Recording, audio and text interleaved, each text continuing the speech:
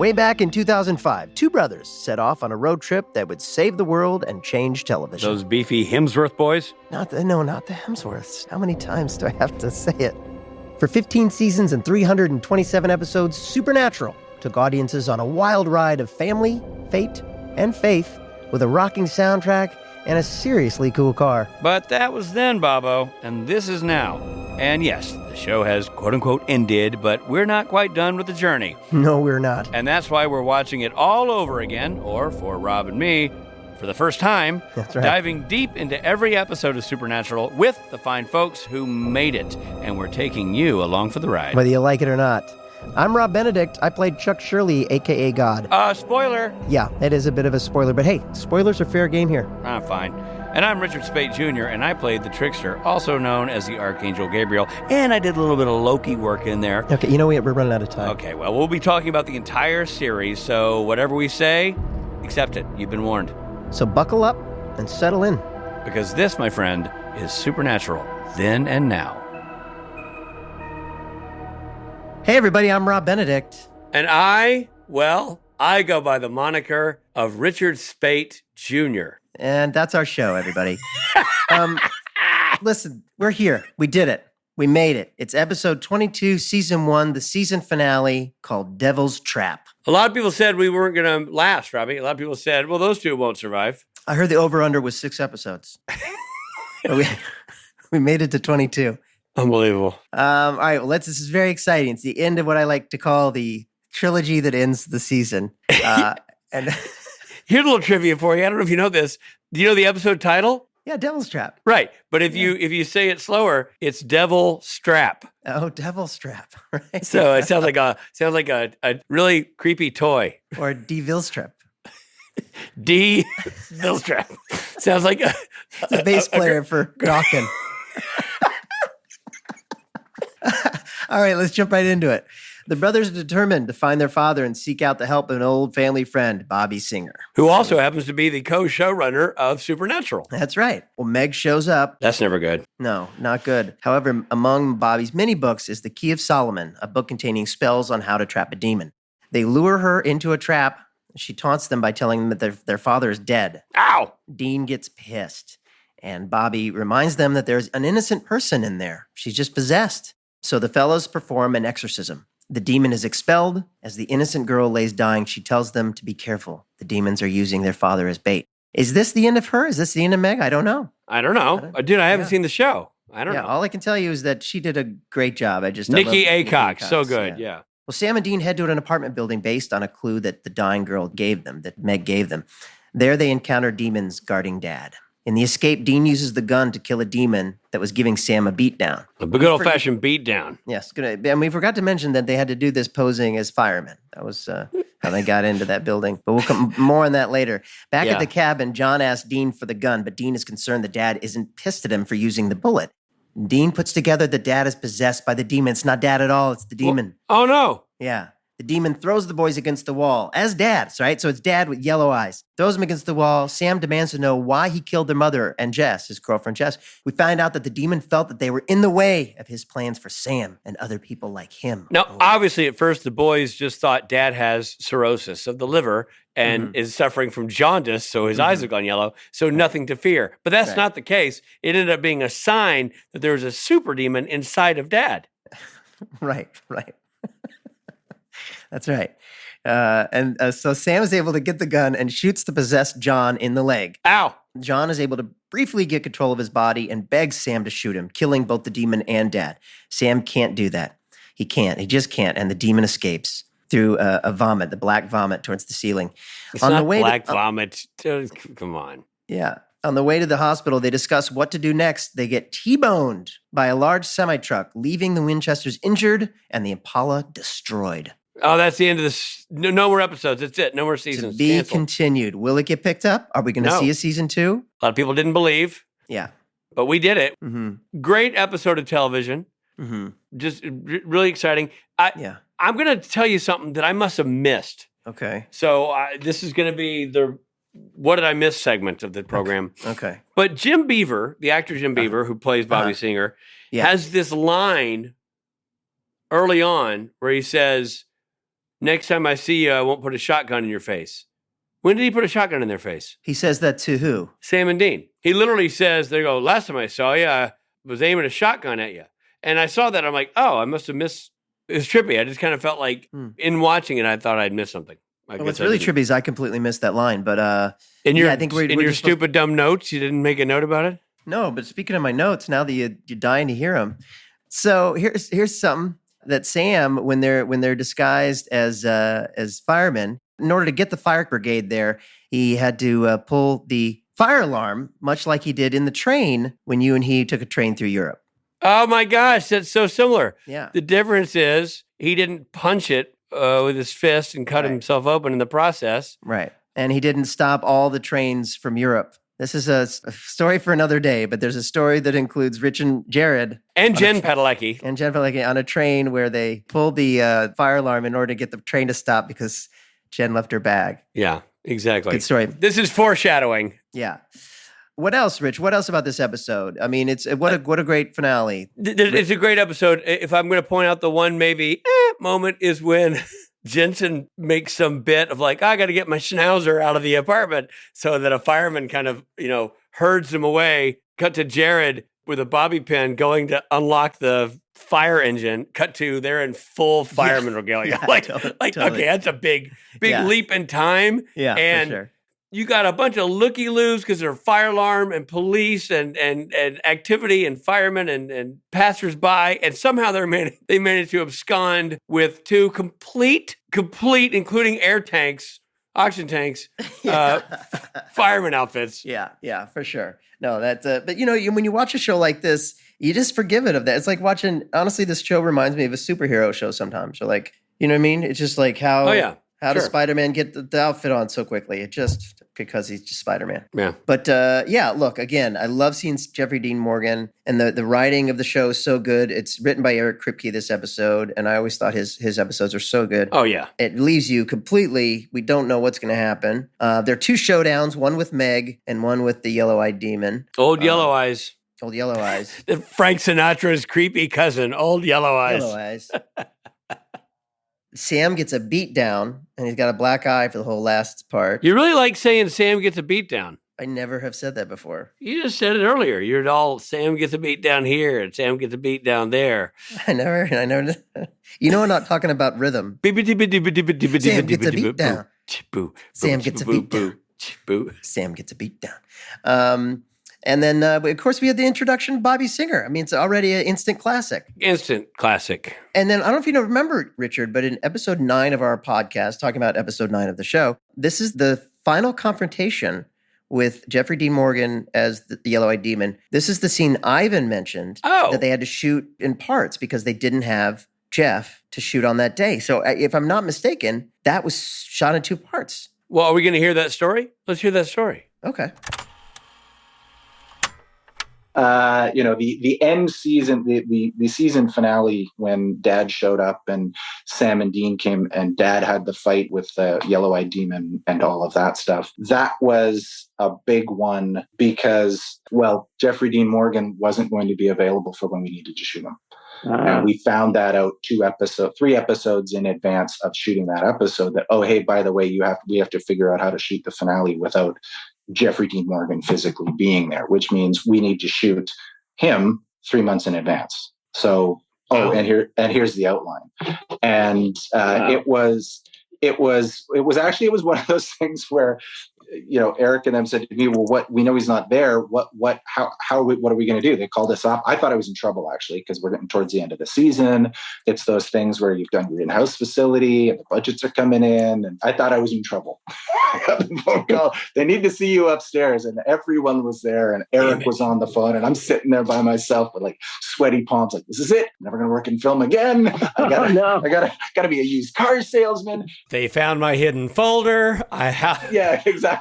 And I'm like, this is it. I'm done. And they tell me that they're like, well, what are we going to do? How do we do this? Now, I don't know why Jeffrey was not available. Usually and Rob, you guys know this, that like actors are earmarked for when they're coming stuff. As a producer, I've learned that oftentimes when one of the people that like, you never want to stand in the way of someone's career. You want to help someone and enable them. And in hindsight, perhaps that's what that meeting was like, hey, Ivan, is there a way that we can let Jeffrey Dean go do this amazing role that he wants to do? He's going to lose it for 2 days worth of work. He's going to miss out on a 6-month job. Do you know what I mean? How is there anything we can do to, in hindsight, that's what I think probably they were trying to enable him to do other things, but I don't really know. Right. So I just sort of said, oh, okay. And they didn't have scripts yet. We were probably around episode 9, maybe episode 8. They just had outlines, and when I said, okay, well, give me the outlines and give me an hour. And they're like, we need to know today. What are we going to do? And I'm like, okay, give me an hour. And I went down and I read the outlines, and it gave the parameters of what they wanted. They wanted there to be Dad to have a conflict with the yellow-eyed demon. And I knew physically I wasn't going to be able to shoot elements. We didn't at the time. There was no way we could do, CG head replacements and stuff like that. It just wasn't. The computational power and the TV schedule and all that didn't exist. And I sat down for an hour and, knowing the arc so far, the flavor of the show and those sorts of things, I just drew out a storyboard for the end of the film of a rough storyboard that incorporated all of those elements. And I said, I can't physically have them fight, but what I can do is have Jeffrey Dean Morgan grab and fight something that's not there. And we had already gotten the smoke demons and stuff like that. So we had him grab them and fight them and wrestle. And I sent the storyboard. I said, look, we get back upstairs. I sort of said, hey, what if we do something like this?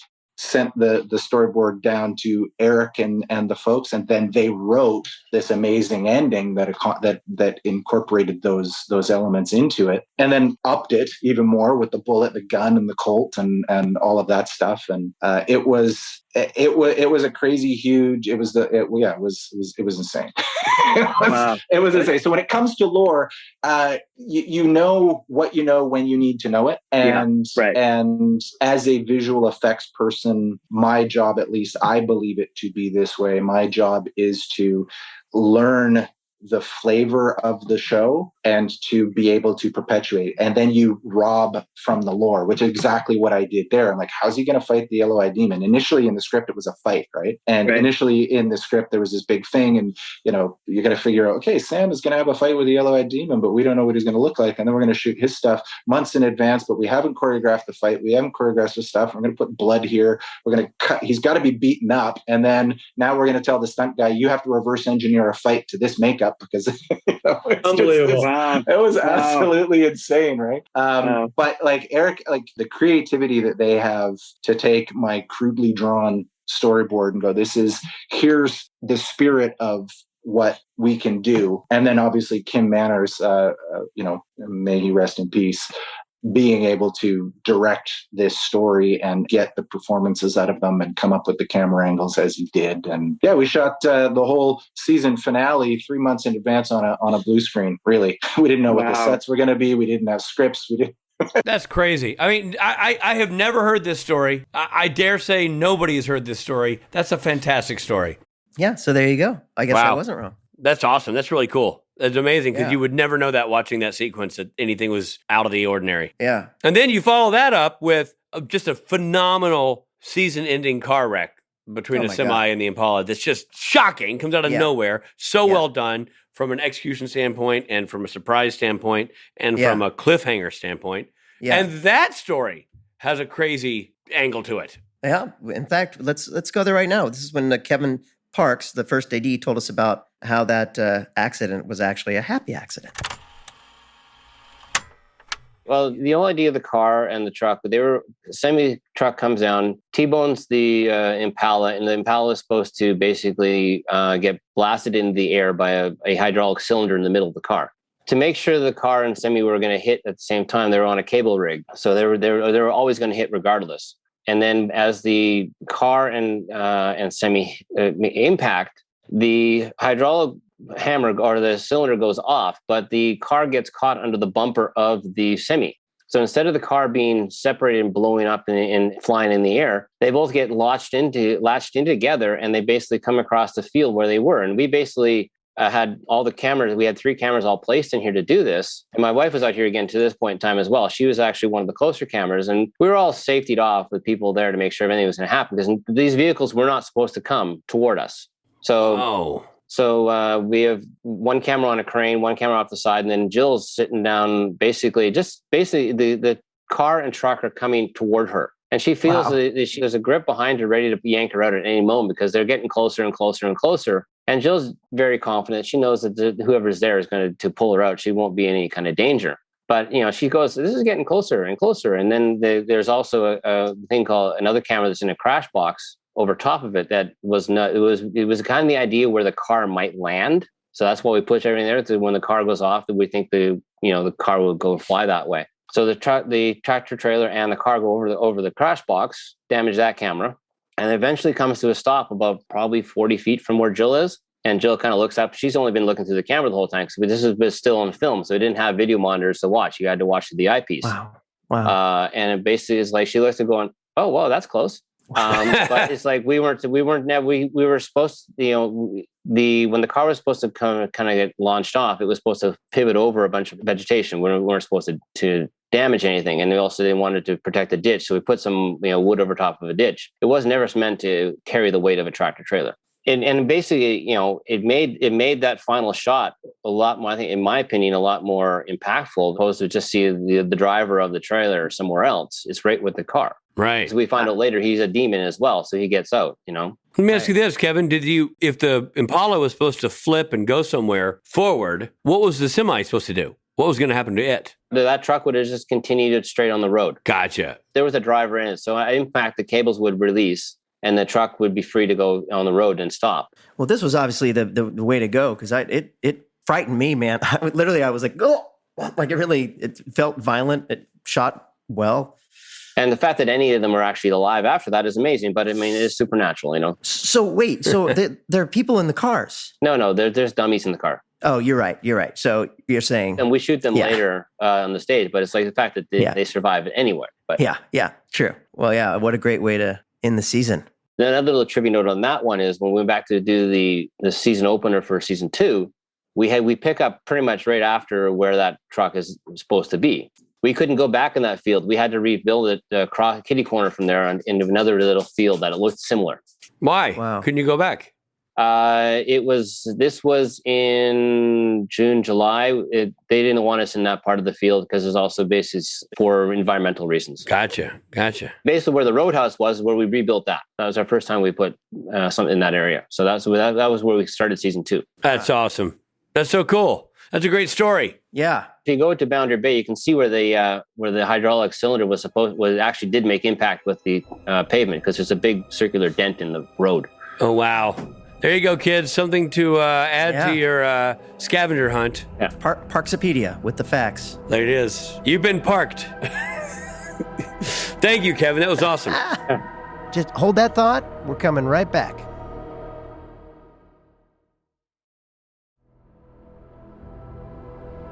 Thanks for listening, everybody. And now back to the episode. All right. So, lots of stuff going on here. Lots of moving parts here, brother. Well, and they answer a lot of questions. I mean, they don't answer some questions. They keep us hanging. Yeah. But as a viewer, I'm like, all right, are they going to come back to why the yellow-eyed demon is after the burning the moms on the ceiling? Are they going to come back to Jared's, Sam's telekinesis? And they do touch on all those things, so that was gratifying. Yeah, I thought the episode was great. I mean, again, it continues the power trio of Sam, Dean, and Dad. Yeah. Which is just super entertaining and interesting. You finally get a glimpse of this yellow-eyed demon, which is a terrifying nemesis. Yeah. Yeah, and he's not gone. So finale, well done. Golf claps everywhere, and I give this one another Jason Mann's full beard. Yeah, in spite of the fireman outfit snafu, I'm going to go full Jason Mann's beard as well, because everything else is so great, and everything else works so well. I literally took a picture of myself that I'll post. This was my look when that car got hit at the end. That's Oh my gosh. Yeah. You did take a picture using your feet? How'd you take a picture of yourself like that? I got.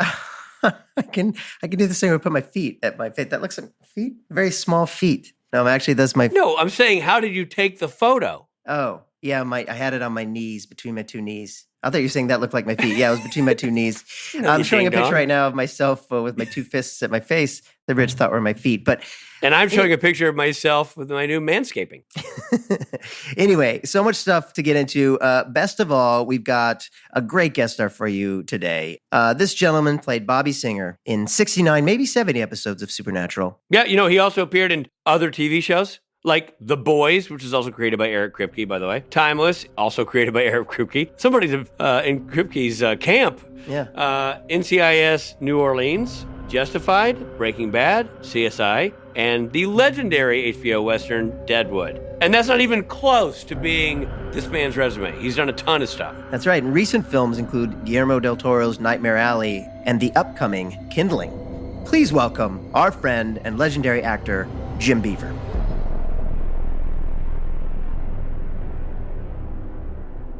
Jim, thank you for joining us and talking to us about the last episode of season 1. Am I in that? You're in that. Yeah, you're in that. It's your first episode, the first time we get to see Bobby Singer. And as someone who's watching the show for the first time, I was delighted to see your face pop up. And I was like, this is Jim. This is when Jim comes in. So you just watched this for the first time? Yeah. You're great in it. Oh, well, I don't hear that often. Well, thank you. Well, before we get into the Supernatural origin story, tell us a little bit about your early career in theater. Geez. Okay. Well, the short version is I started doing theater in college after I got out of the service. My first play, I decided this is what I'm doing the rest of my life. And then I think I did about 100 plays before anybody ever paid me anything. That's how you know you love it, right? When you're doing it for free. Yeah. Oh, yeah. Yeah. I started doing theater and I went back to my hometown of Dallas after college and did a lot of local theater there. Worked a few seasons with the Dallas Shakespeare Festival. Then I moved to New York and spent about 3 years there, working a lot, but always on the road. Then I came out to LA in 83 or so and did a lot of theater out here. And at one point, I finally started getting my foot in the door for film and television. That's the extremely short version. Right. Yeah, well, it's such a great origin story, I think, that you came from the theater, you worked your way up, you knew at an early age that this is what you wanted to do. And that's a beautiful thing. Oh, fairly early age. I wasn't one of those kids who did all the plays in high school. But actually, I broke in. My big break didn't come acting in theater, came writing in theater.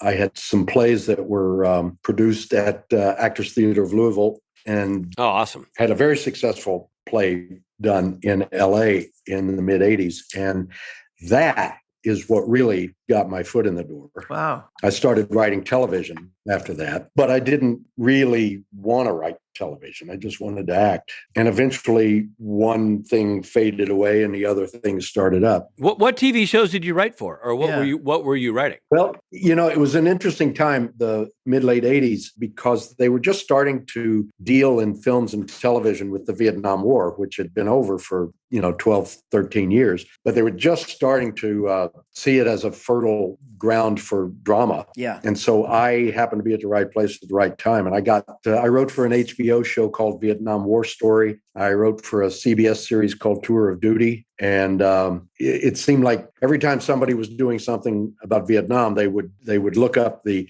3 or 4 writers in Hollywood who had been there. Right. Yeah. It was probably more than that, but I only ran into 3 or 4 of them. And we seemed to all get the same phone calls. And so it was, I've always said that going to Vietnam was a great career move for me. And then just as that phase of my work was kind of fading out due to changes in the way television was produced and written, they were getting rid of freelance writers. It was almost all staff stuff.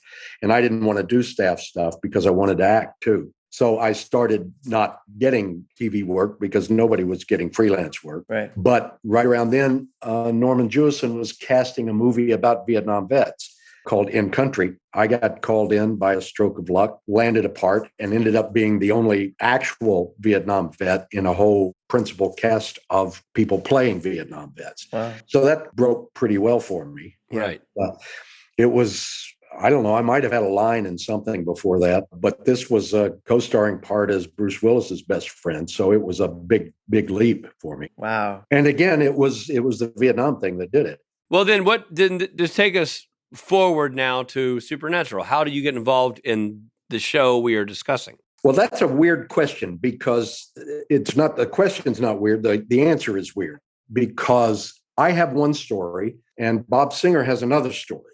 My story is that I got a call from my agents to come audition for this show, Supernatural. And I did. And the casting director, Robert Ulrich, was an old friend of mine. He had in fact been partnered with my late wife, Cecily, at one time. So I came in and I read the sides for Devil's Trap. I didn't know anything about the show other than it was two hunky guys chasing demons and that it was completely outside my particular area of interest, that I was absolutely not the demographic for this show. So I hadn't paid any attention to it. It was just another audition. I went in. I remember going into Warner Brothers. I remember reading for it. And then that night or the next day, Robert Ulrich called up. It's one of the advantages of being friends with the casting director. They call you straight and don't bother with the middleman. Yeah. He called up and he said, well, we were shipping, this is back in the old days when it was all on videotape. He said, we were shipping the packet up to Vancouver for Bob to look at the auditions today. I called him to tell him it was on its way. And he said, who did you see? And I mentioned that I saw you for the part. And he said, oh, well, forget the tapes. Just give it to Jim. That's what Robert told me. Now, if you ask Bob Singer, he will say they were sitting around the office trying to figure out what to do about the fact that Loretta couldn't come in to play Missouri, which was what this part was supposed to be. Loretta wasn't available. And so they said, well, let's do a character that has the same function, but is completely different from her. And according to Bob Singer, he said, oh, I got just the guy for that. And they put out the call to cast me. Now, somewhere in there, the truth lies. I know that I read for it, but I also know that I was told that nobody ever saw the audition because Bob just cut through it all. Right. Interesting. So how did you know Bob before? So had you worked with him?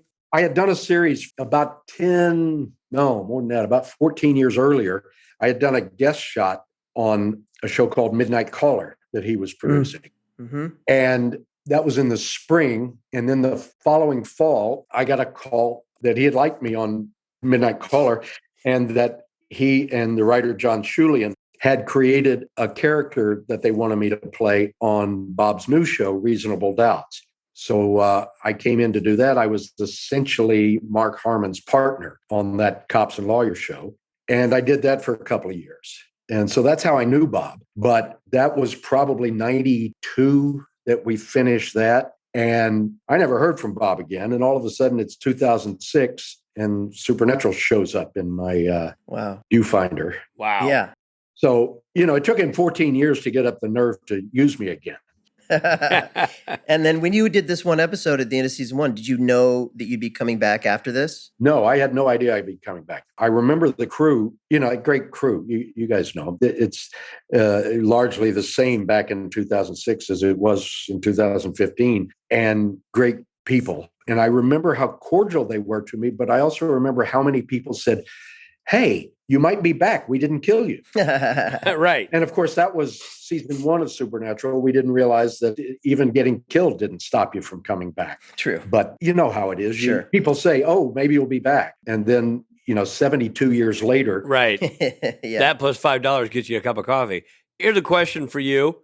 You know Bob Singer. You worked with Bob Singer several times. You go in for a show that Bob Singer is executive producing and co-show running, and the character's named Bob Singer. At any point did you go, wow, Bob Singer's really trying to, secure his legacy in TV here? Or, did that strike you? As my recollection has it, the character in the script was just called Bobby. He didn't have a last name.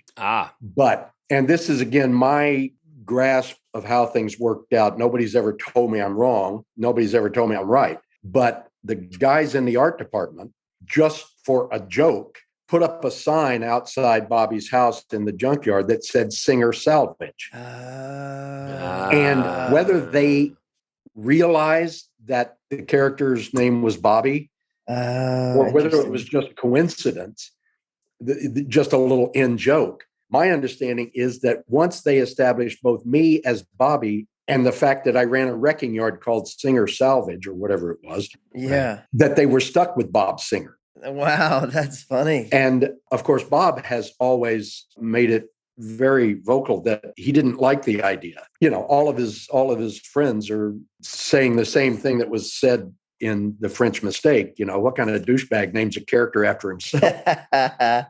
And my gut feeling is that Bob Singer would have loved to have had Bobby called something else. Right. Huh. Interesting. That's hilarious. It was probably episode 2 or my second or third episode, probably before the script said Bobby Singer. Wow. I think. So you've been friends with Bob. You come in to the situation where you have the scene with Jensen and Jared, Sam and Dean, and you're going to forge what will become a sort of father-son relationship with them on screen. But what was that first episode like? You spent much of your youth in Texas. They're from Texas. Did you bond over that? Was there immediate chemistry between you all? It was like 15 years that we never bonded. Wow, that's intense. You're still waiting for that. Yeah, I'm still, I leave little notes at their house and nothing. Don't we all? Once again, I had worked with Jensen before. Okay. Jensen and I were both on Days of Our Lives, but I didn't know it. If you've ever done a guest shot on a soap opera, you know that the chances of your interacting on a personal level with the regular cast are fairly slim. Mm. And I had scenes with Jensen. I mean, I was the local priest. So every time somebody died, I did the funeral. Every time somebody was about to die, I did the last rites. And every time somebody got married or had a baby, I was at the church. And people have unearthed these, I'm assuming. You can see these clips somewhere. I posted something myself on YouTube. Oh, amazing. The first time Jensen and I ever worked together. But he doesn't even look at me. It's right. I don't remember ever speaking to him. I just knew who he was. Right. When Supernatural came around, I knew, that's the guy who played the kid on Days of Our Lives. Right. And he was like 11 or something, and I was 14. And it was 1896. People didn't know. A lot of people don't know you guys were only 3 years apart. That's interesting trivia. Even Jensen doesn't know we're only 3 years apart. And then Jared, did you right away? I had never heard of Jared before. I knew nothing about him. Still haven't. Not much. No, they were both very welcoming. Everybody was. Yeah. I'm trying to remember who directed my first episode, whether it was Kim Manners. It's Kim Manners. Yeah. Now, I had worked with Kim before. I had done an X-Files with him. I liked him a lot, and he seemed to get along with me pretty well. He called me the pro. I'm not sure why, other than the fact that when we were called to set, I showed up. There you go. Right there. That's all it takes. And in the land of the blind, the man with one eye is king. You know what I'm saying? It doesn't take much. In a sense, I knew a number of people connected with the show, but I didn't really know that Bob Singer wasn't there when I was shooting Devil's Trap. So I didn't even get a chance to really connect there. And as I say, I'd worked with Jensen, but without real contact. And I had worked with Kim, but just on the basis of a few days on an X-Files. It's not like I had close relationships with anybody. But those came. I was kind of steer us back to the story a little bit of the actual episode. So you're playing this character who's, as Rob pointed out, sort of becomes a paternal figure. But even, honestly, there's a paternal vibe right out of the gate as soon as you guys meet each other, because you know more, you've seen more, It was in the script that I was a friend of their dad's. Mm-hmm. Now, granted, as the show progressed over the years, the backstory became a little more personal. Mm. In the first one, I always felt like there was a sense that they didn't really know Bobby very well. He was just a friend of their dad's. Right. But of course, by the time a couple of seasons had rolled around, Bobby was their real surrogate father who had been there when their dad hadn't been. And the relationship had kind of retroactively deepened. Uh-huh. But right there at the beginning, the way I played it, the way I read it in the script was he was a friend of their father's that they didn't know very well, but he was perfectly willing to help them out. But, by this point in my life, I had really kind of come to make a career out of trademark gruff but lovable characters. And Bobby just seemed to fit right into that mold. Right. There wasn't anything enormously unusual about playing the character at the beginning, other than this was one of the few genre type supernatural science fiction-y kind of shows I had done. Right. The dialogue was new stuff, demons and exorcisms and all of that stuff. Did you know any of the stuff that you guys were talking about? Like you spent some time in Christian schools in high school and college. Had you ever heard of the Key of Solomon, for example? I don't know what I'm talking about now. Yeah. No, I mean, some of it, I guess. Yeah. Because I'm pretty widely read. Right. The lore, the demonology and all that stuff was at best peripherally familiar. Right. And of course, the interesting thing is I came to the show at the end of the first season and I hadn't watched it. Right. So even into season 2, and to my shame, as early as the early parts of season 3, I hadn't watched the show. And so in early season 3, there's an episode where Sam and Dean and Bobby are in some house and we're spreading salt all over the windows and the doors. And at one point between shots, I turned to Jared and I said, "Why are we doing this? What is this?" And he looked at me, he said, "You haven't seen the show?" "No, I'm busy. And so I went to production. I said, "Do you guys have some DVDs I could look at?" And I watched the first season and about half the second season, and then they asked for the DVDs back. And that's about as far as I ever got. There you go. Stop there. Stop while you're on top. You really don't know who Rich and I are. You never got to us. Wait, Oh, no. You're on the show? Yeah. By the way, Yeah. Our wives ask us the same question all the time. Yeah, sure. Um, Even though I'm not married. Isn't that weird? My wife asks you all the time. Rob, my memory's shot. Did we ever work together on the show? No, I don't think we did, which just seems crazy. Yeah, because I know you like a brother, and yet Yeah. I don't think we ever shared. I don't think we did. How about you and Rich? And I think maybe your first episode was I was in. You were in my first episode. We didn't have any dialogue together. Right. You come down the stairs with a big wooden spike to kill me, but we didn't actually talk. This is actually the first time I've been willing to talk with you at all. This is as close to you looking me in the eye as I've ever gotten. His demands were included as long as somebody records it. I directed Jim as well. So later on in the last pre-COVID episode we did, 15-18, Jim was in that. And Jim is a true, next to Misha, Jared, and Jensen, you're the next most episodes. Well, it depends on who you ask. Because I counted up my episodes and I came up with 70. And IMDb says 69 and says Mark Shepard has 70. Ooh. I think there's something missing on IMDb because I went back at one point and counted up how many I had done. It's possible I miscounted, but Interesting. At best, I'm tied with Mark. Okay. At worst, I'm one behind him. Well, it's an admirable run. And that is an unbelievable run. And such a valuable character. You know, the other characters that were long-standing characters on the show, aside from Jared and Jensen, Angel and Mark Shepard playing King of Hell, you're the only person. Yeah. You're the only human, the longest standing human influence on the boys and human on the show, aside from those guys. And that's kind of a key element. And I think, aside from Jared and Jensen, the only actor who was in all 15 seasons. Oh, wow. Oh, that's cool. Yeah, very cool. That is a good factoid. It made me nervous toward the end of the run because they would get to episode 18 or so of season 14, and I wouldn't have been on it yet. And I'd be going, guys, I got a record to keep up here. And then, sure enough, they'd throw one my way. That's awesome. It's a lot harder to be on a show after you're dead, even this show.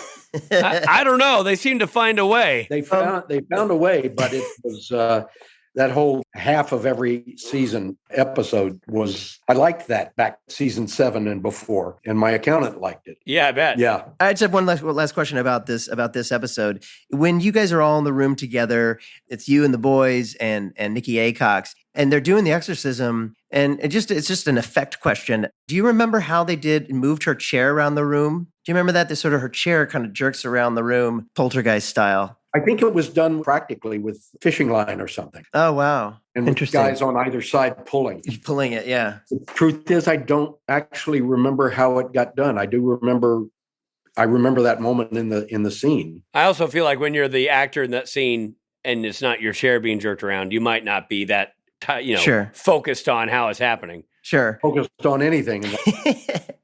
Well, then you also have that shot that we've probably all had to do where an effect is happening that you're not seeing because you're there in real life and you have to go, whoa. But it's like, the black demon, you're going, whoa, I have no idea what I'm looking at. Whoa. Looking up at the lights above the set. Yeah. Well, I've always had you as a director on that show and now as a viewer of the show, you get people to do those like, all right, now the demon's going to come out of your body. And then the lead actor or the guest actor is like, Yeah. And you're like, longer, I mean, it becomes way cooler after the fact, I don't recall if I ever had to do that. I know I got possessed once when Bobby stabbed himself to keep from killing Dean. Oh, wow. But I don't remember doing the whole smoke out of the mouth thing. But, I don't remember breakfast. So, well, it must have been weird. So you're coming into this episode, you're like, this isn't normally the genre I'm in. And you're thrown right into it with drawing the marks on the ground and salting the doors and make-believe smoke. Yeah. There was a lot of interesting stuff about it. I was still doing Deadwood when I did this first episode. Okay. And so the very reason Bobby has a beard is because they wouldn't let me shave my Deadwood beard.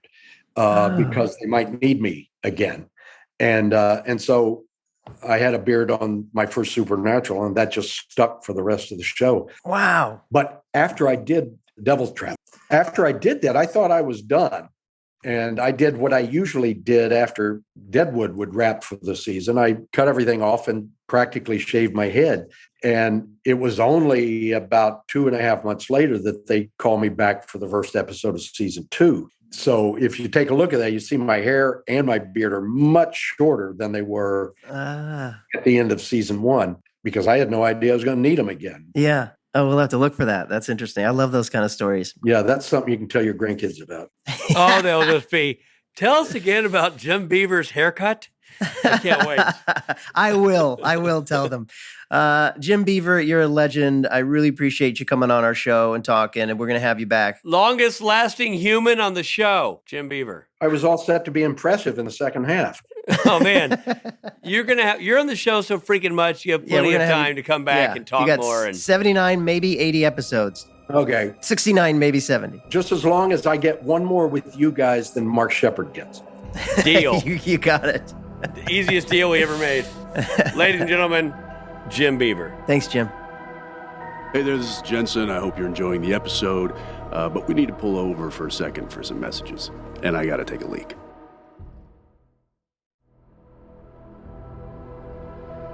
Hey, guess what? We're back. Did you know that Jim Beaver was a United States Marine? I did. You reminded me of that. He talked about his service. Yeah, but what a badass, Yeah, totally. And veteran and a veteran actor, and he's been around. He's paid his dues. He's a vet, and I wonder if he's ever played a vet, like a man who works with animals. Yeah. Listen, that was great. I just loved, and I hope our listeners appreciate it too. This is one of the reasons I love this kind of podcast, is to hear the stories about that was supposed to be Missouri Mosley, but they couldn't get that actress. So they decided to write this part, and it became, Bobby Singer. Became a core part of the show. Just kind of and I know we keep saying happy accident, but happy accident, certainly for Jim Beaver. Yeah, and just the story about how he shaved after season 1, and then so at the beginning of season 2, he's got short hair and almost no beard. Yeah, that's why I showed the picture of me earlier with all the manscaping. That's right. Because I knew shaving was a theme. You're always showing your manscaping pictures and then looking for a reason why. I reverse engineer. That's right. Once again, you found it. All right, let's get into the mythology of this episode. Mythology. All right, let's talk about the Key of Solomon. It is a book of magic supposedly attributed to King Solomon, who lived around 1,000 years before Christ. However, modern scholars say it likely dates to the 14th and 15th centuries. The manuscript contains many pentacles and necromantic designs to be used in spells, invocations, and incantations. Or invitations, depending on what kind of party you're throwing. Mm-hmm. You had me at necromantic. You old necromantic, you.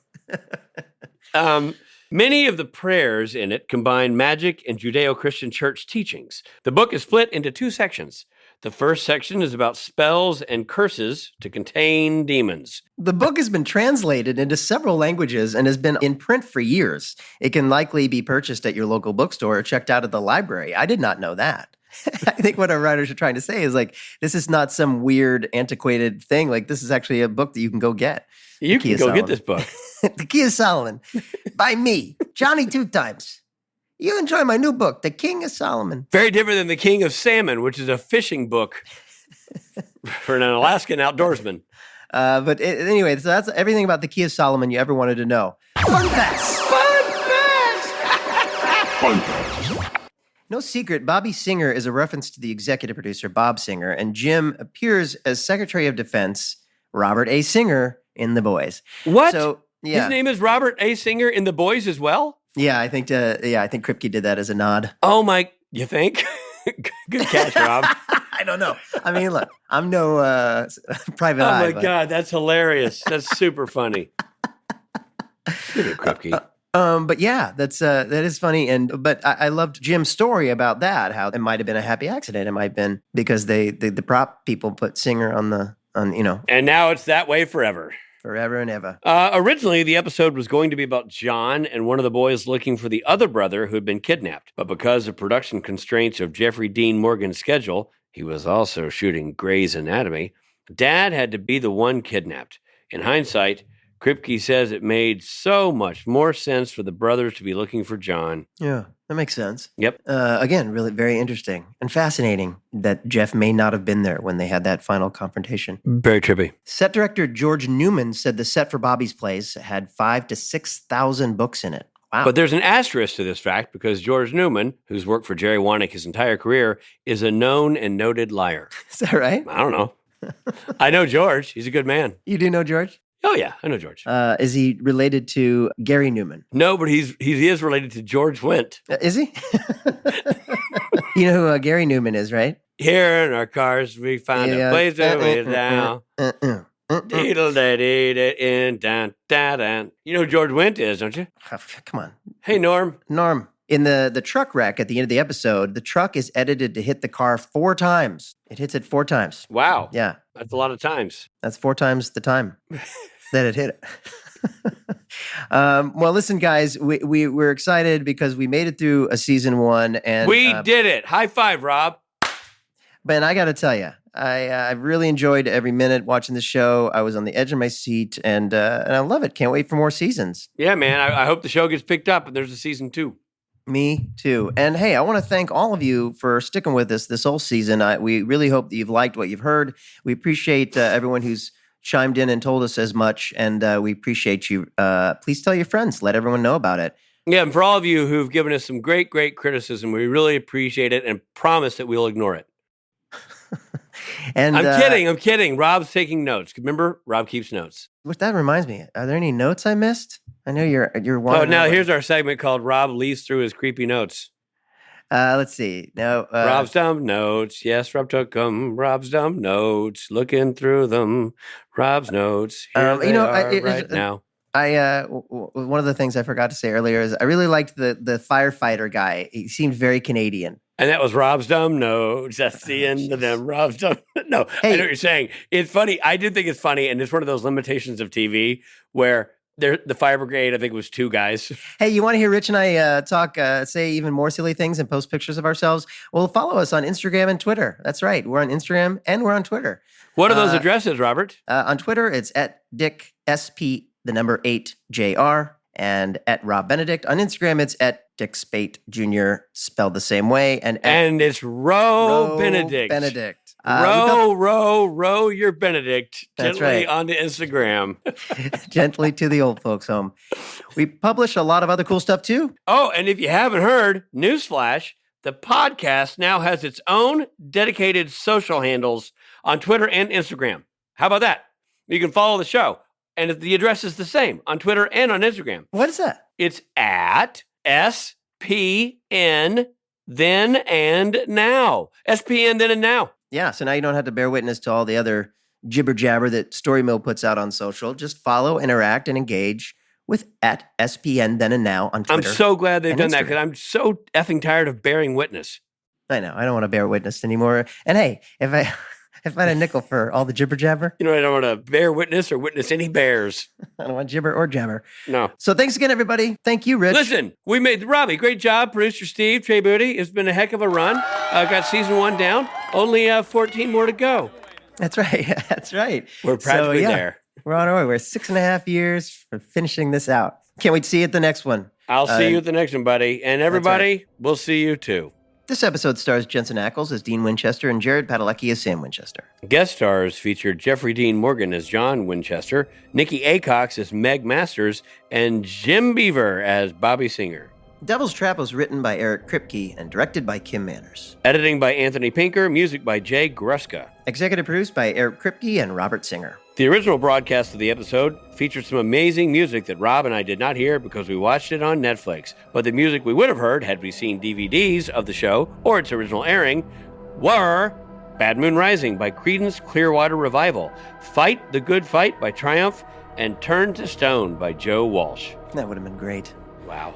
The episode originally aired on May 4th, 2006. This episode of Supernatural Then and Now was hosted and executive produced by Richard Speight Jr. and Rob Benedict. Produced by Stephen Hine. Written by Stephen Hine and Haida Holscher. And edited and associate produced by Trey Boudet. What's up, Booty? Music provided by Tim Wynn. This episode was recorded with the help of Sonic Fuel Studios. And this podcast is from Story Mill Media.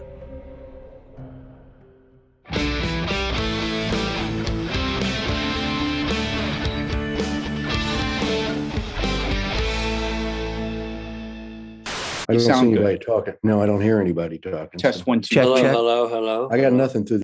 Jim! Jim. You hear me? Yeah, Ben. Can Okay, you hear cool. us? Yeah. I don't have headphones. All right. So you ready? Close enough for dinner theater. You've made a reference to this, Rob. He talks so fast, Yeah. like everything. There was a running joke between him and Jim Michaels, who Rob also knows. I was like, we could have won World War II if Totally. we just put those guys on either side of the walkie-talkie, because no one could have ever interpreted what they were saying. We need to bomb the Well, they're just like, Giving away they state skip some secrets. words. You know, we walk out street and city gonna make it's like car it's and move. like a microphone shorting out. Yeah. It's John Wayne. I'm right here, you big jerk. And this book has been translated into several languages. And then what? Or maybe you have a friend who has it and you can borrow it from them. Why the hell do we list how they can get the book? Maybe on Amazon. Or maybe there's an audio book. This is gold. Don't cut any of this, Steve. It's all gold. Okay. Oh, wait, look great. at Jim's vaulted ceiling. All right, and we're ready to go. And Bobby and the Beav. Bobby and the Beav. One's got no tattoos, the other one. There we go. Now it's recording again. Story Mill Media.